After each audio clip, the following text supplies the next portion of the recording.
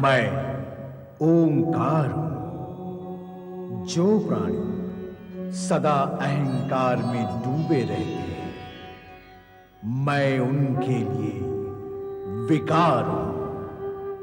किंतु समभाव और समदृष्टि रखने वाले प्राणियों के लिए मैं कर्णधार हूं। मैं ओंकार हूं। आकाश मार्ग से जाते हुए नारद नीचे वन प्रदेश में महर्षि परशुराम को देखकर उनके दर्शन करने आते हैं, किंतु उनके क्रोध से पीड़ित होकर अदृश्य हो जाते हैं। उधर कैलाश पर पार्वती गणेश को निर्देश देती है कि वो शिव की समाधि स्थल तक किसी को ना आने दे, किंतु परशुराम वहां आकर प्रवेश करना चाहते हैं तो गणेश के साथ विवाद होता है। तत्पश्चात युद्ध भी। ओम नमो भगवते रुद्राय। शिवे भक्ति भक्तिर् शिवे शिवे, अन्यथा शरणं नास्ति त्वमेव शरणं मम। कार्तिकेय का प्रणाम स्वीकार करें मुनिवर। यशस्वी भाव। शिव भक्ति एवं वैदिक धर्म का प्रचार प्रसार करने का वचन पूर्ण करने के लिए आ गए हो, ये जानकर अति प्रसन्न हूं। मैं अपना वचन अवश्य पूर्ण करूंगा मुनिवर, किंतु इस समय मैं आपके दर्शन करने आया हूं। माता पिता की आज्ञा से मैं पृथ्वी की परिक्रमा के लिए निकला हूं। ये कार्य पूर्ण होते ही मैं आपके पास लौट आऊंगा और अपने शेष कर्तव्य को पूर्ण करूंगा। माता पिता की आज्ञा से परिक्रमा करने निकले थे, तो उनकी आज्ञा का उल्लंघन कर यहाँ आश्रम में क्यों चले आए? मैंने कोई आज्ञा का उल्लंघन नहीं किया मुनिवर। पृथ्वी की परिक्रमा करते समय मार्ग में आपका आश्रम आया तो आपके दर्शन का लोभ भी मन में आ गया। दर्शन सत्य है, किंतु दर्शन का लोभ सत्य नहीं है। यहाँ आने का अन्य कारण भी है। हाँ पूज्यवर, अन्य कारण भी है। क्या? पृथ्वी की ये परिक्रमा मेरे और छोटे भाई गणेश के बीच एक स्पर्धा है, और छोटे भाई को पराजित कर मैं विजयी होना नहीं चाहता। क्यों? यदि ऐसा हुआ तो जगत में सदा सदा के लिए बड़े भाई के बड़प्पन के प्रति साधारण जन का विश्वास ही उठ जाएगा। जगत का विश्वास प्राप्त करने के लिए तुम क्या स्पर्धा में होने वाली विजय को खो दोगे? जगत के विश्वास की प्राप्ति से बड़ी विजय और क्या है मुनिवर? उसके सामने अन्य सभी विजय तुच्छ हैं। ऐसा ही है और ऐसा ही होगा। यशस्वी भाव, मन प्रसन्न कर दिया है तुमने। जिस शिव भक्ति और वैदिक धर्म का प्रचार तुम करना चाहते हो, उसका व्यवहार तो तुम्हारे जीवन में उतर चुका है। तुम अपने अभियान में अवश्य सफल होगे कार्तिकेय। आज्ञा दीजिए मुनिवर, गणेश मेरी प्रतीक्षा कर रहा होगा।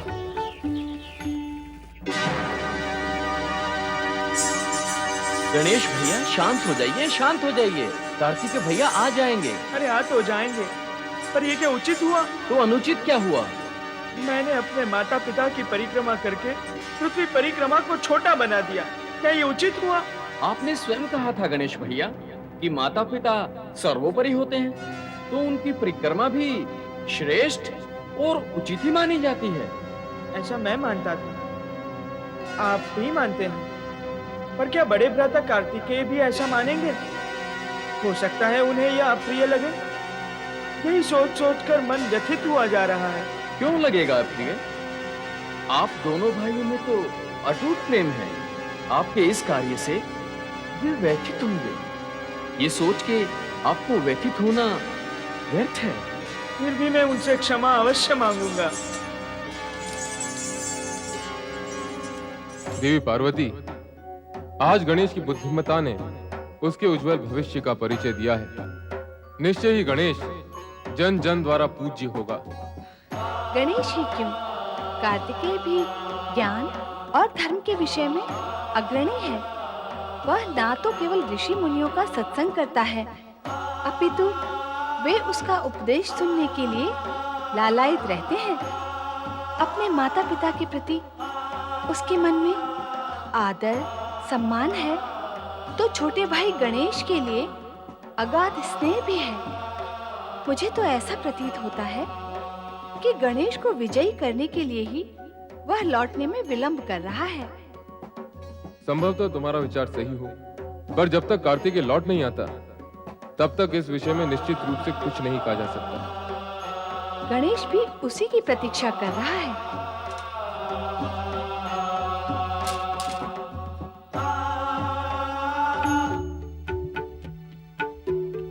गणेश भैया, वो देखो, कुमार कार्तिकेय आ गए।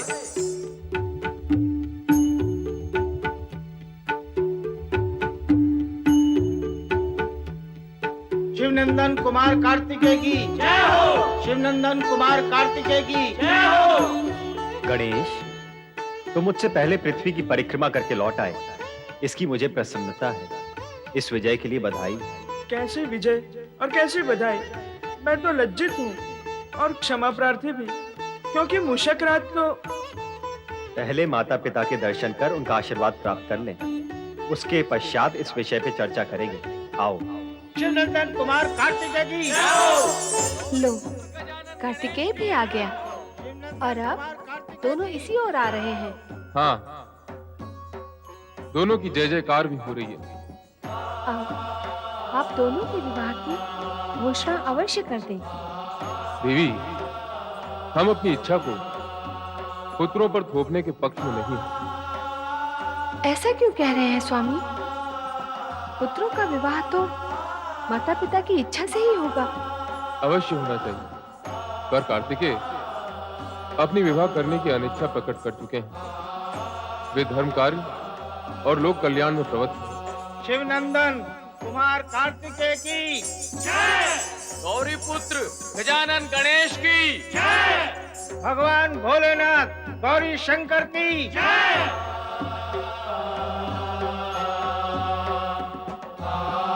तुम दोनों ही पृथ्वी परिक्रमा में विजयी रहे हो।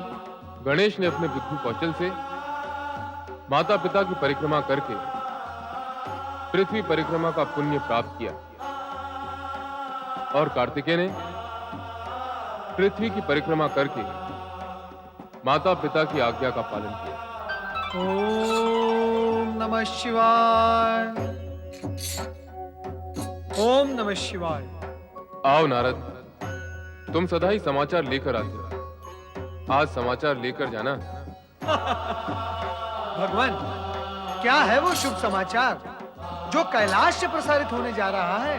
मैं भी तो सुनूं। गणेश और कार्तिकेय दोनों ही पृथ्वी की परिक्रमा स्पर्धा में विजयी होकर लौटे हैं। निस्संदेह शुभ समाचार है। स्पर्धा में दोनों का विजयी होना जगत के लिए शुभ संदेश है। शुभ संदेश कैसे नारद? माता, प्राय स्पर्धा में ईर्ष्या, अहंकार और दुर्भावना गतिमान रहती है, परंतु ये स्पर्धा जगत की अनूठी स्पर्धा मानी जाएगी। स्कंद कुमार कार्तिकेय मंद गति से अपने वाहन मयूर पर जा रहे थे ताकि अनुज गणेश की विजय हो, और गणेश ने विजय की लाभ या लोभ से नहीं, माता पिता की आज्ञा का पालन पूर्ण करने के हेतु माता पिता की परिक्रमा की। माता, यह आदर्श स्पर्धा क्या जगत को यह शुभ संदेश नहीं देती? यदि स्पर्धा सद्भावना पूर्ण हो तो दोनों पक्ष संतुष्ट और विजयी हो सकते हैं। नारद, तुमने तो समाचार को शुभ संदेश बना दिया। नारायण नारायण, बनाने बिगाड़ने का कार्य नारद से कैसे हो सकता है भगवान भोलेनाथ? ये सब तो आपकी लीला है। सात्विक गुणों से संपन्न आपके दोनों पुत्र बधाई के पात्र तो हैं ही, परंतु उनके माता पिता होने के नाते आपको भी बधाई हो। अपनी बधाइयों का भंडार सुरक्षित रखना नारद। हम शीघ्र ही दोनों का विवाह कर रहे हैं। उस समय आवश्यकता होगी। मैंने इन दोनों के लिए कन्याएं भी देख ली हैं। भगवान भोलेनाथ की इच्छा के अनुरूप मैंने राजा विश्वरूप को आपका संदेश पहुंचा दिया था। वे अपनी दोनों पुत्रियों सहित इस विषय पर आपसे निवेदन करने यहाँ आए भी थे। माता, भोलेनाथ, अब अधिक विलंब न करें। मैं शीघ्र ही आपके इस निर्णय की सूचना उन्हें देता हूं। नहीं देव ऋषि, नहीं, ये संभव नहीं। संभव नहीं? नारायण नारायण! कैलाश की इस पुण्य धरती पर शक्ति स्वरूपा माता पार्वती और तीनों लोकों के स्वामी पिता भगवान भोलेनाथ के गुण संपन्न पुत्र कुमार कार्तिकेय के लिए असंभव क्या है? ये सत्य तो शक्ति और सामर्थ्य का परिचायक है देव ऋषि, किंतु विवाह का विषय सर्वथा भिन्न है। विवाह न करने का अपना निर्णय तो मैं से पूर्व भी स्पष्ट कर चुका हूं। इस विषय में मुझे अधिक विवश ना किया जाए तो मेरे हित में होगा। अब मुझे दक्षिण क्षेत्र में जाने की आज्ञा प्रदान करें, ताकि मैं अगस्त ऋषि को दिए गए अपने वचन को पूर्ण कर सकूं। बड़े भ्राता कार्तिकेय, यदि आप विवाह नहीं करेंगे तो मैं भी आजन्म अविवाहित रहूंगा। तुम क्यों अविवाहित रहोगे? मेरा यही प्रश्न तो आपसे है। मैं बार बार स्पष्ट कर चुका हूं कि मैं धर्म और शिव भक्ति के प्रचार का कार्य पूर्ण करना चाहता हूं। मेरे जीवन का उद्देश्य और मार्ग भिन्न है। विवाह इसमें बाधक है, लेकिन तुम्हारे साथ ऐसी कोई स्थिति नहीं, इसलिए तुम्हें विवाह करना ही चाहिए। गणेश, हम कार्तिकेय को विवाह के लिए बाध्य नहीं कर सकते। स्थिति स्पष्ट है, अब तुम्हें विवाह करना ही चाहिए। हम राजा विश्वरूप को वचन दे चुके हैं। अब तो बुद्धि और सिद्धि का विवाह गणेश से ही करना होगा। नारद, तुम राजा विश्वरूप के पास जाओ और उन्हें सूचित करो कि वे विवाह की तैयारियां आरंभ करें। कार्तिकेय, तुम गणेश के विवाह के पश्चात ही दक्षिण जा पाओगे। जैसी आपकी आज्ञा मां। मैं गणेश के विवाह के पश्चात ही दक्षिण जाऊंगा। अर्थात गणेश के विवाह का शुभारंभ शुभ ही शुभ होगा, मंगल ही मंगल होगा। बोलिए मंगल मूर्ति गजानन गणेश की, मंगल मूर्ति गजानन गणेश की।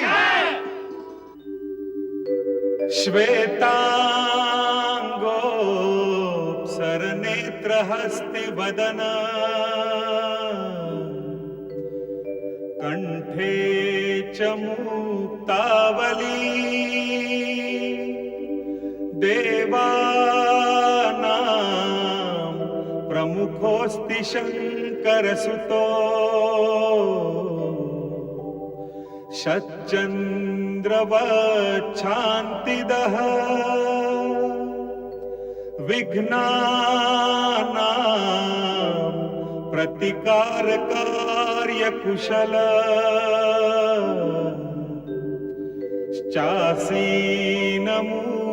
शासनो सोयात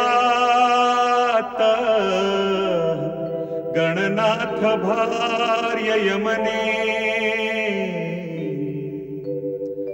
भूयाच्च सन्मङ्गलम्।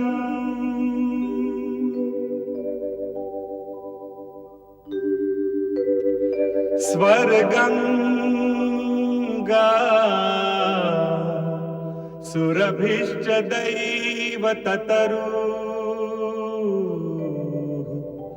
सूर्या च भाकौमुदी सिद्धिं पुण्यविवाहकार्यपरका दृष्ट्वा च सम्मोहिताः तद्वद् बुद्धि विवाह कार्यकरणे मज्जन्ति दिग्देवताः इत्थं सिद्धि सुबुद्धिदन्ति यमने कुर्वन्तु वो मंगलम्।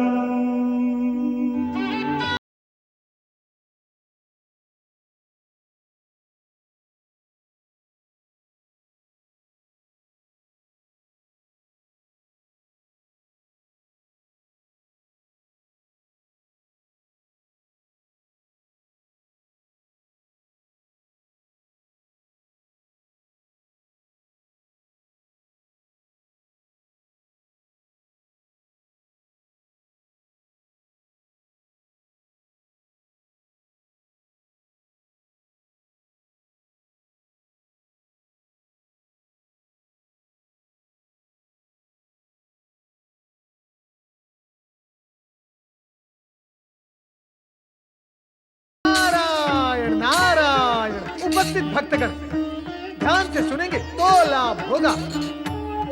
गणेश जी, भगवान भोलेनाथ और माता पार्वती के पुत्र होने के कारण विघ्नहर्ता और सुखकर्ता तो है ही है, परंतु इस विवाह उपरांत अब उनके गुण और शक्ति में वृद्धि हुई है, क्योंकि अब उनके साथ बुद्धि और सिद्धि है। जो भी भक्तगण गणेश जी के साथ बुद्धि सिद्धि की आराधना करेगा, उसे बुद्धि और सिद्धि के साथ रिद्धि, वैभव, ऐश्वर्य सब कुछ प्राप्त होगा। इसलिए मेरे प्रिय भक्तगण मेरे साथ प्रेम और श्रद्धा से बोलो, ओम श्री गणेशाय नमः। ओम श्री गणेशाय नमः। ओम श्री गणेशाय नमः। ओम श्री गणेशाय नमः। ओम नमः शिवाय। ओम नमः शिवाय। जय गौरी शंकर। जय गौरी शंकर। तेजस्वी यशस्वी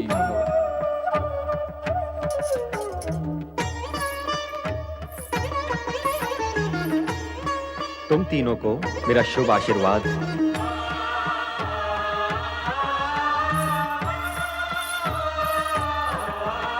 जगत का कल्याण ही कल्याण करते रहो।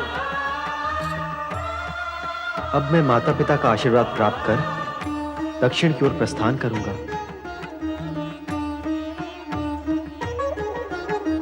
माताश्री, पिताश्री, आपकी आज्ञा और आशीर्वाद का इच्छुक हूं। आप अपने बड़े भ्राता को दक्षिण की ओर जाने से रोकते क्यों नहीं? व्यर्थ है उन्हें रोकना। दक्षिण ही उनका कर्म क्षेत्र है। वे वहां जाकर धर्म और भक्ति की नई परंपरा को सूत्रपात करेंगे तथा अन्य देवी देवताओं से अधिक पूज्य होंगे। गुरुमुखम, षटमुखम, सुब्रमण्यम आदि नामों से दक्षिणवासी उनकी पूजा करेंगे।